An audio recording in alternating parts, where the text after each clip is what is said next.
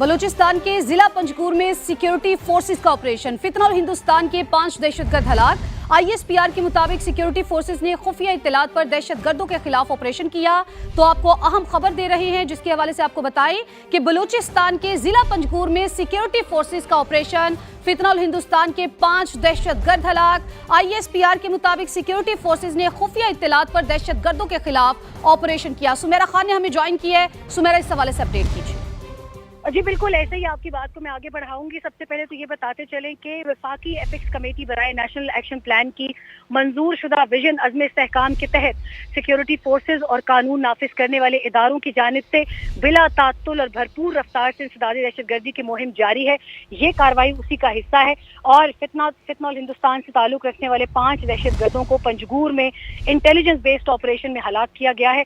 और ये कार्रवाई भारतीय सरपरस्ती में सरगर्म प्रॉक्सीज के खात्मे और खित्ते में पायदार अमन क़याम के लिए जारी इंसदादी दहशतगर्दी मुहिम का हिस्सा थी। आपको ये भी बताते चलें कि इनके कब्जे से भारी मिकदार में असलहा, गोला बारूद और देसी साख्ता बॉम्ब जिसको IEDs कहा जाता है, उन्हें मौका पर ही तल्फ किया गया है। और इस वक्त इलाके में मौजूद मजीद मुमकिन खतरात के खात्मे के लिए सैनिटाइजेशन ऑपरेशन भी मुकम्मल किया गया है। ठीक है सुमेरा, आप हमें अपडेट कर रही थी, आपका बहुत शुक्रिया। पाकिस्तान भर से तशरीफ लाए हुए हमारी मिनॉरिटीज़ के बहुत ही काबिल एहतराम भाई और बहनें, आज जबकि यौम आज़ादी की आमद है, तो आज 11 अगस्त को हम पाकिस्तान के अंदर अक़लियतों के हवाले से कौमी दिन मना रहे हैं। हमें पाकिस्तान की जो चारों सूबों में बसने वाले मसीही, हिंदू, सिख, पारसी भाई और बहन, हमारे दिल में आप सबका बहुत एहतराम है। उसकी कई वजूहात हैं। तहरीक पाकिस्तान के वक्त हज़रत कायद आज़म की बड़ी मुतहर्रिक और अजीम लीडरशिप में पाकिस्तान की तख्लीक में, जहाँ पर लाखों करोड़ों मुसलमानों ने दिन रात हज़रत कायद आज़म का साथ दिया, वहाँ पर आपने हमारी जो Christian community, Hindu community, Sikh community, Parsis, आपने हज़रत कायद आज़म के साथ मिलकर पाकिस्तान बनाने में जो तामीरी किरदार अदा किया, वो तारीख का हिस्सा बन चुका है। लेकिन उसके बाद आज के दिन 11 अगस्त 1947 को हज़रत कायद आज़म ने कानून साज असम्बली में एक तारीख़ी खिताब किया और उसमें उन्होंने ये कहा कि आज से आप सब आज़ाद हैं। आप मसाजिद में जाएं, अपने अपने मंदिरों में जाएं, आप गुरुद्वारों में जाएं, आइन और कानून के मुताबिक, चाहे आपका किसी भी मज़हब से ताल्लुक़ हो, बतौर पाकिस्तानी आप सबके हकूक़ बराबर हैं। ये बात हज़रत कायद आज़म ने जब कानून साज असम्बली में की तो उनका एक एक लफ्ज़ आज आइन का हिस्सा बन चुका है। और मैं समझता हूँ कि इस हवाले से पाकिस्तान बनने के बाद, जहाँ पर आपने अपना बेहतरीन किरदार अदा किया, अपनी तमाम बसीरत और अपनी तमाम तवानाइयाँ आपने पाकिस्तान की तामीर और तरक्की के लिए आपने सर्फ की। और इस तरह अगर आप तालीम के मैदान में देखें तो क्रिश्चियन कम्युनिटी ने बेपनाह खदमात अंजाम दी हैं। मैं खुद कैथेड्रल स्कूल का पढ़ा हुआ हूँ, मेरे बड़े भाई नवाज शरीफ सेंट एंथनीज के पढ़े हुए हैं, मेरी बहन convent of Jesus and Mary में पढ़ी हुई है। कहने का मकसद ये है कि हम अल्लाह ताला के फजल करम से मुसलमान हैं।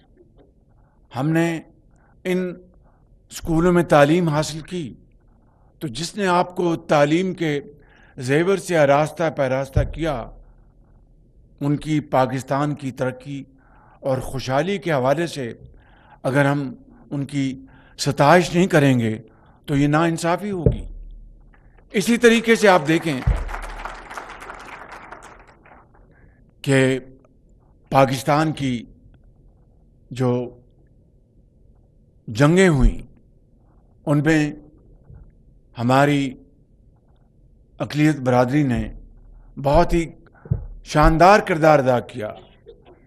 سیسل چودھری کو لے لیں اور پھر آپ دیکھیں اسی حوالے سے آپ کی جو جوڈیشری ہے اور جسٹس کارنیلیس سے کون واقف نہیں؟